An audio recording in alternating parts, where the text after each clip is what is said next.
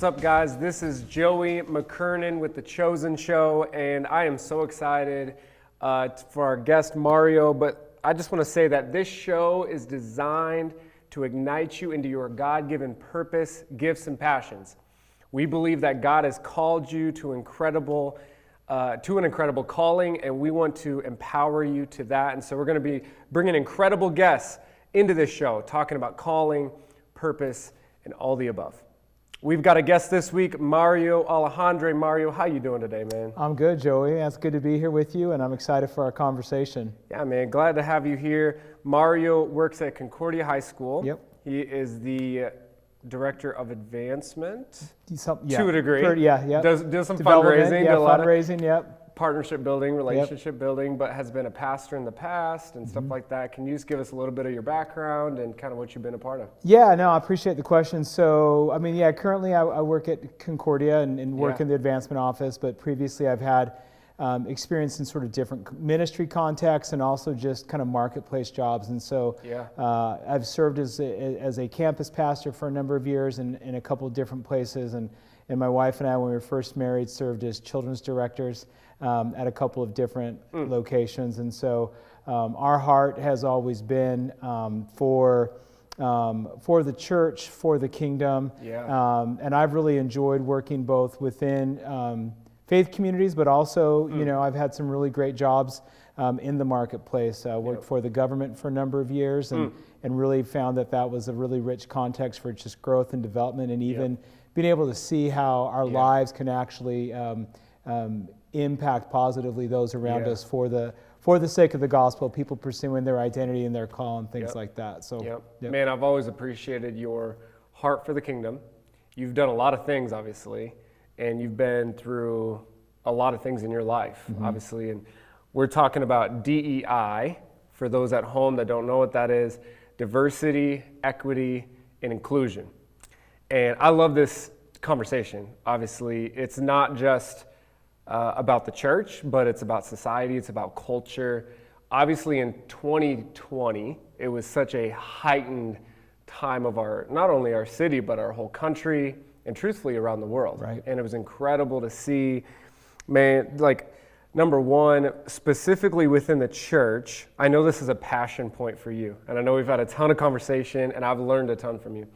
What would you say, man, where did that passion come from?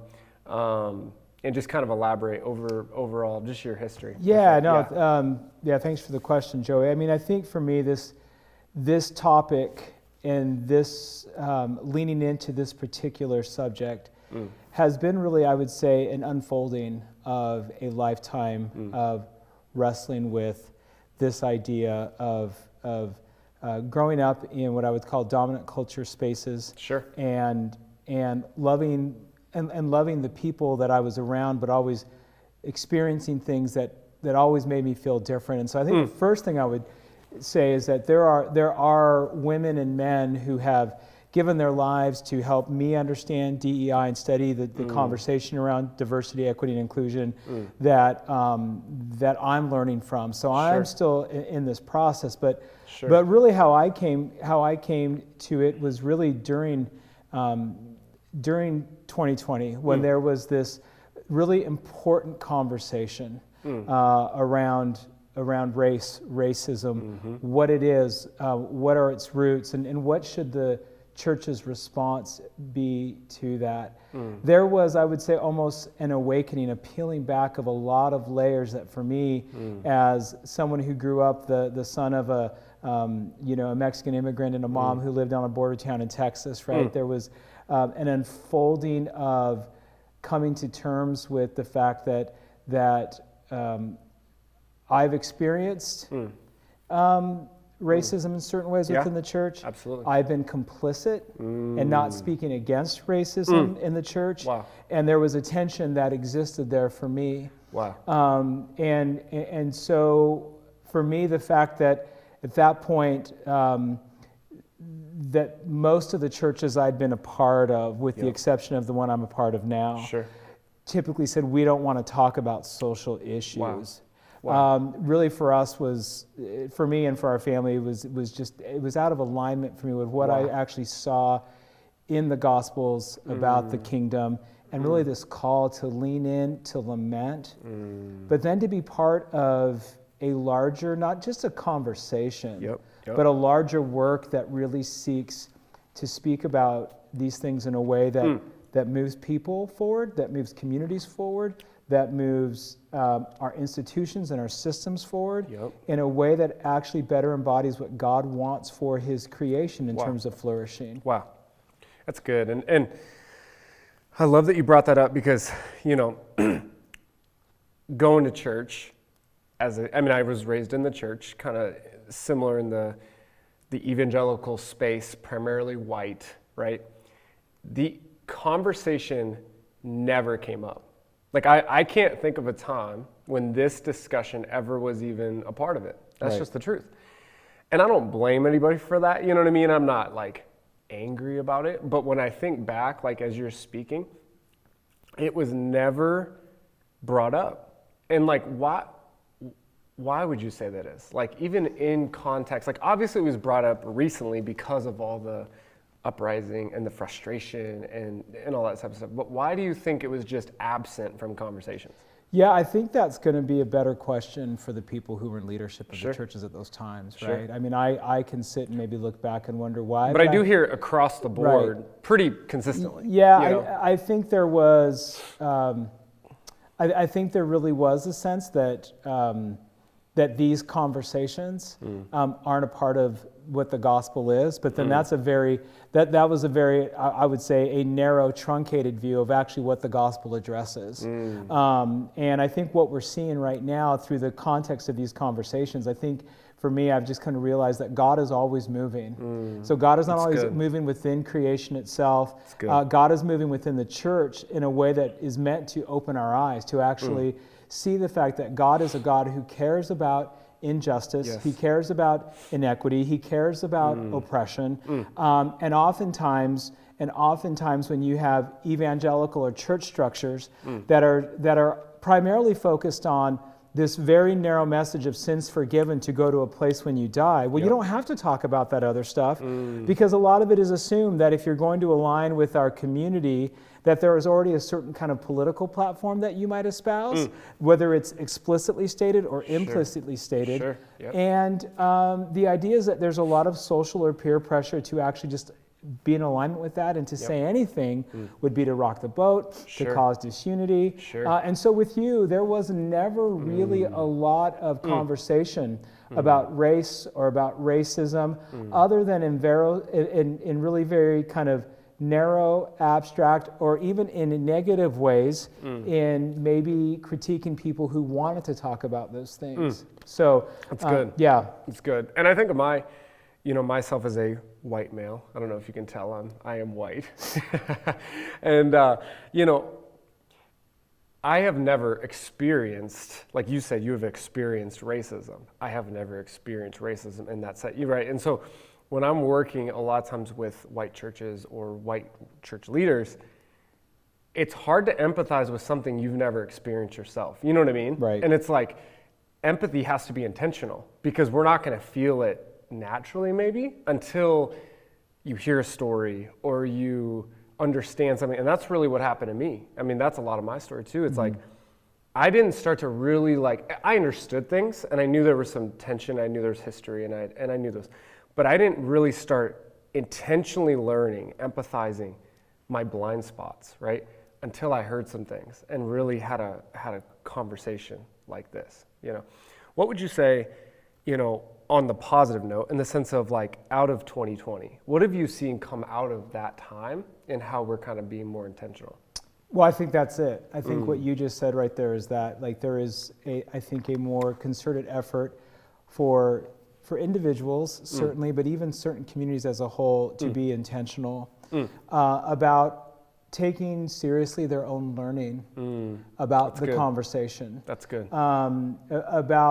About really, I would say this, re-engaging with the larger story of Scripture, that part of what God is wanting to do is, with the establishment of a kingdom, is usher in shalom, peace, where everything is in harmony, where there is no lack, and everyone has access to an abundance of human flourishing that is different than how often that we've come to culturally think of those things, right?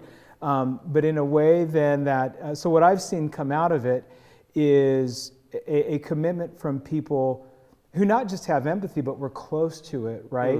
Me coming to terms again with my own experience as a person of color, wanting to talk about these things, and then even learning from my black brothers and sisters about the experience that was much different than mine, right? Of dealing with the fact that that some of the racism that I learned didn't come from white people, but it came from my own Mexican family with some of the pejorative terms that I would hear them talk about other races and ethnicities.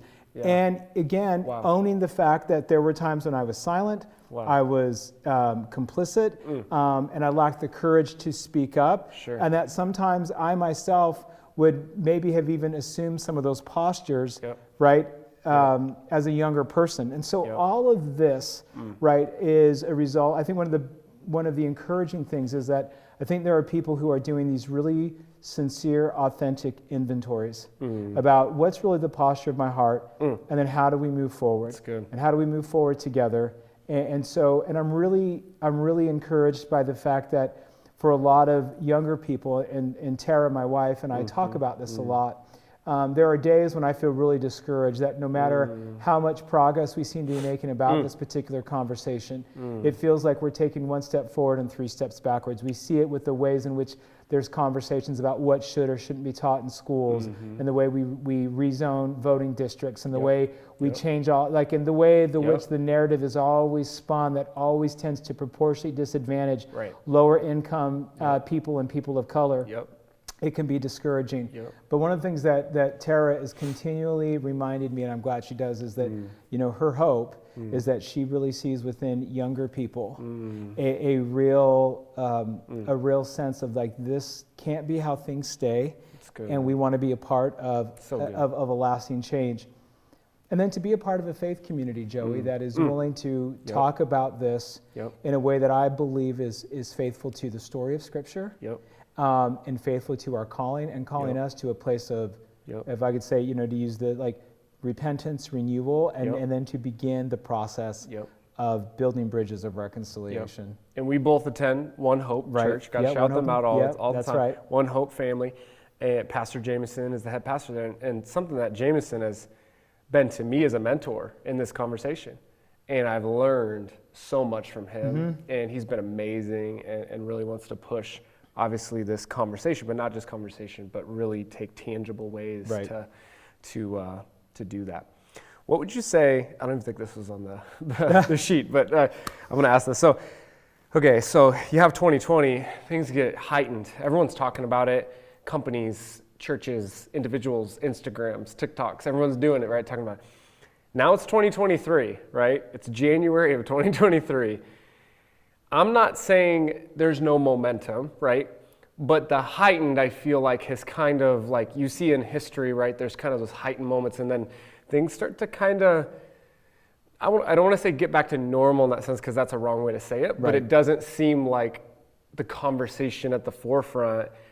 I think that's been even some of my frustration with my work with Abide, in the sense of, you talk to people and it's not urgent anymore, right? It's like, oh yeah, we do need to talk about that. It's not as urgent as it was when there was the stories and the riots and that type of stuff. So what do you take with that? Like, do you see that like I see it, or do you see it from a different perspective? I don't know. So, you get what I'm saying? Yeah. Okay. Yeah. All right. And it's funny, right? I didn't prepare this question. No, it's funny because, and we're going to, I think part of this was even paying attention to language. So when we talk about in 2020, there was a crisis. Sure. Right. And so, and you have to respond to a crisis either by in one of in one of number of ways, right? So one of the things, like in our community that I was a part of at the time, we often talked about, it was often when members of our congregation or leadership were talking about the response to Breonna Taylor, to George Floyd, and not just those two, but then the reality is that there's there is a litany of names, of families, of communities, right, that have often gone unspoken. Yep. And when we had the demonstrations, and so the word that was often used was like, oh, we've got these riots, it's unrest. Sure, And I'm like, sure. well, do you mean protests? Sure. Right? And it was just a way of even Yep. trying to align Yep. the conversation of Yes. going like, look, even when we describe it, sometimes we can unintentionally project Sure. our ideas about this that's for us good. to think about it. Sure. So I think what happens, though, a lot of times for communities and organizations is we're like, we know we need to have the conversation because it is the hot button issue. Right. Or if we just ignore the conversation, eventually it's going to go away. And so I think there is that kind of rhythm that comes up and down with these sort of things. But it's like anything else, Joey, and we've talked a lot about this, just again, on a personal level. Yep. To keep the conversation going, Yep. right? In whatever conversation, but especially about the topic of race and stuff, it demands intentionality. There's a commitment that says we have to keep talking about this. That's good. And we have to keep talking about this in a way that moves us from point A to point B to point C. Like this is a deepening, this is not a conversation that we can have just good. because there's a crisis and think because we've had it, It's good. right? It's good, right? The conversation is meant to awaken, That's good, Mario. to move us forward, Yep. and then hopefully move us to action. Yep. So I'm not surprised Yep. that the temperature of the national Sure. conversation has quieted, Sure. but I don't think for us Yep. it is a reason to not keep talking about it. Yep. Yep. And good. especially maybe more importantly now to talk about it in a good. way that moves us forward. That's good. And I love that you said, the term crisis, right? And we were talking at Abide, which for those of you that don't know, I work at Abide, which is a nonprofit within the inner city. We also, most of our staff all live in the inner city. And so what we say at Abide too is we're always in crisis though. Right. That's what's kind of like, I'll say frustrating, but it's like, that was a heightened, because it was caught, right, on camera Yeah. and those things. But it's like, man, our community has felt in crisis for a very long time. And can we continue that urgency with intentionality? One of the words, the E, right? Diversity, inclusion, but equity. I love that word.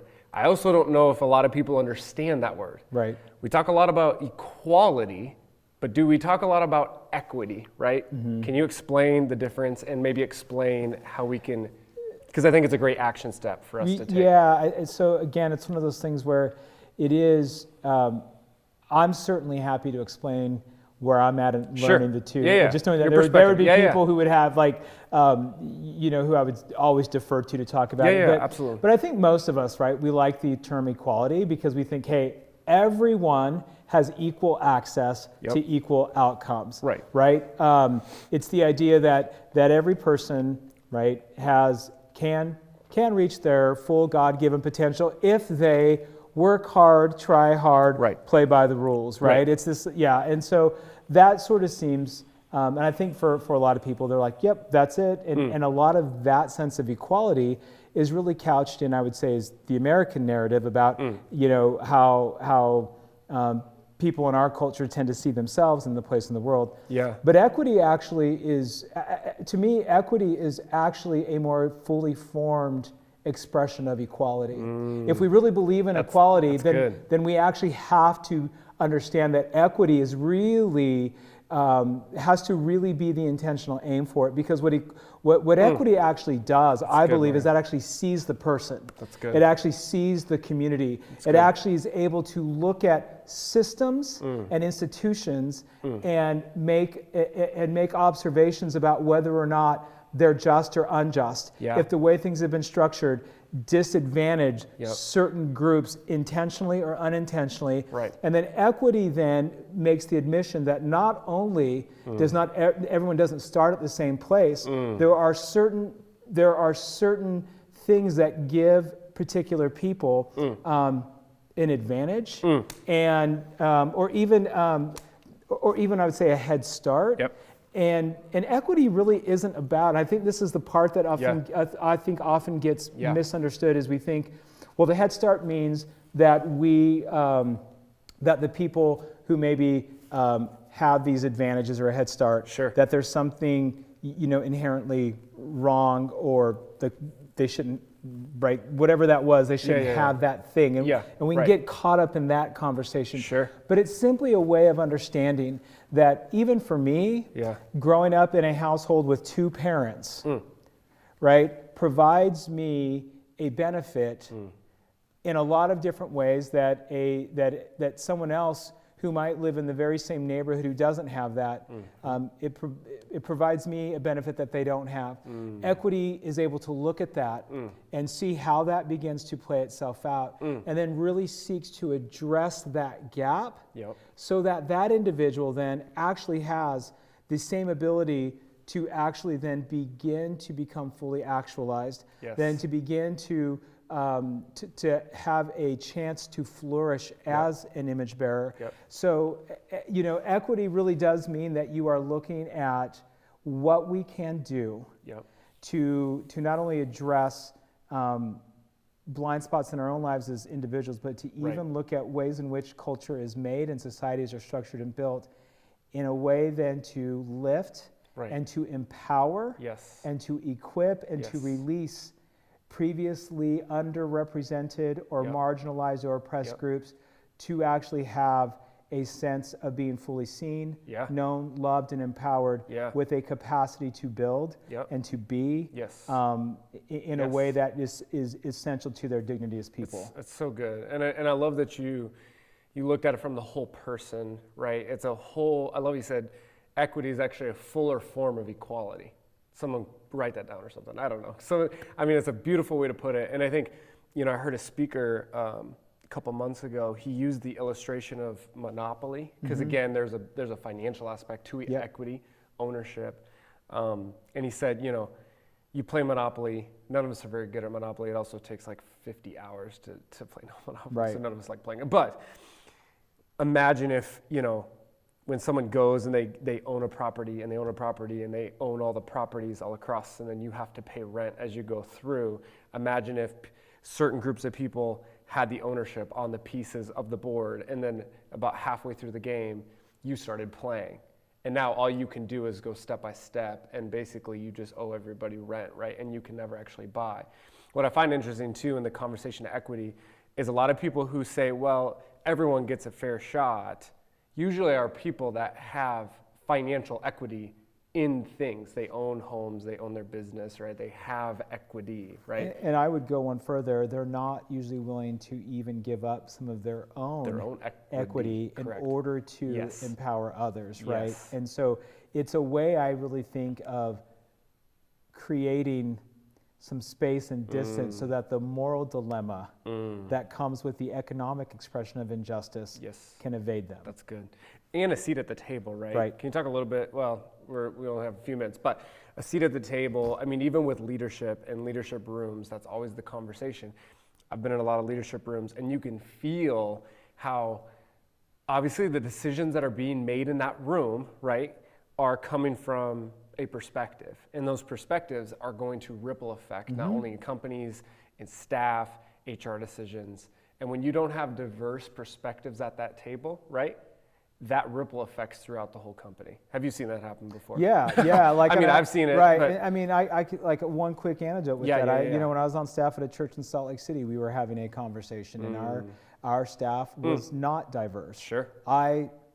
I was the diversity. Sure. And we were having a conversation about our particular society, and I can still remember. I said, "Hey, can I say something?" And the lead pastor looked at me and said, "As long as it's not about minorities, women, or the environment." Wow. And he was dead serious. Wow. Right? Wow. And unfortunately, it was about all three of those things, right? So I shared it anyway. Sure. But when there's not representation at the table, right, you don't feel seen. And you don't feel that, it's harder to feel seen, and you always feel like you're swimming uphill. So it is important if we are going to build structures in cities and neighborhoods that really embody this idea of what we're after is equity. There has to be representation because all of our perspectives lend to the greater good and a greater whole. Yes, Mario, that's so good, man. And I love going back, and I think action step time. We just gotta, that word intentional, I think, is so critical. Whether it's at the business table or the conference room, whether it's in our own family, joining organizations that are promoting these things, right? Whatever that looks like, give me like a 20-second, if you have any practicals. I know, we're running out of time. 20 seconds. You're giving me 20 seconds? 20 seconds, that's all I got. People will believe in miracles after this. I think just 2 quick things. Yes. Own your own learning. Yep. And don't be afraid to ask people hard questions that you want to learn from, but you have to go into it with right intentions. That's good. Of like owning your own learning. And then don't be afraid. I'm going to put it positively, have courage. Yes. To change. Have courage to change. That's good. Own your own learning. Seek wisdom from those who can teach you.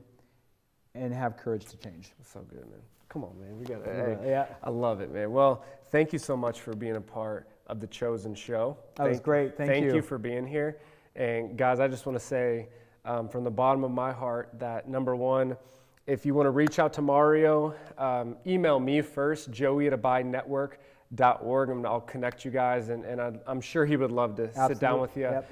A couple things. We have a Purpose Summit coming up here in a few weeks, and we have Purpose Summits online at my website, joeymckernan.com. I would love to connect with you. If you want to volunteer with an organization that is in the inner city here in Omaha, I also work with abideomaha.org.